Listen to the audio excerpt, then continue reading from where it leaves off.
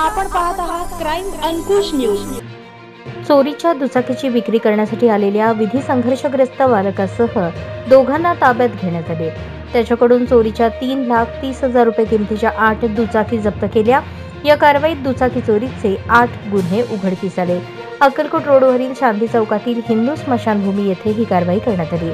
एजाज अहमद युसुफ बागवान राहणार विजापूर वेस्ट शुक्रवारपेठ सोलापूर असे अटक करण्यात आलेल्याचे नाव आहे। जेलरोड पोलिसांना मिळालेल्या माहितीनुसार सापळा रचून ही कारवाई करण्यात आली। पोलिसांनी बालकाला ताब्यात घेऊन दुचाकीबाबत चौकशी केली असता ती दुचाकी चोरीची असल्याचे निष्पन्न झाले। त्यानंतर अधिक चौकशी केली असता त्याच्याकडून चोरीच्या आणखी 5 दुचाकी मिळून आल्या।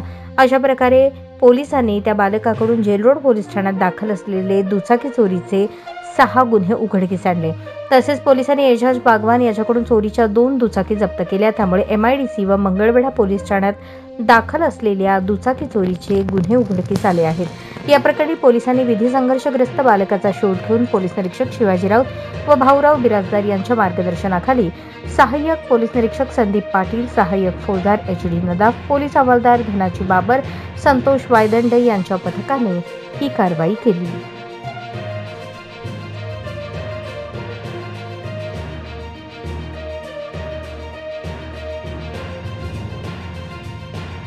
या न्यूज चॅनलला लाईक करा, शेअर करा आणि सबस्क्राइब करा।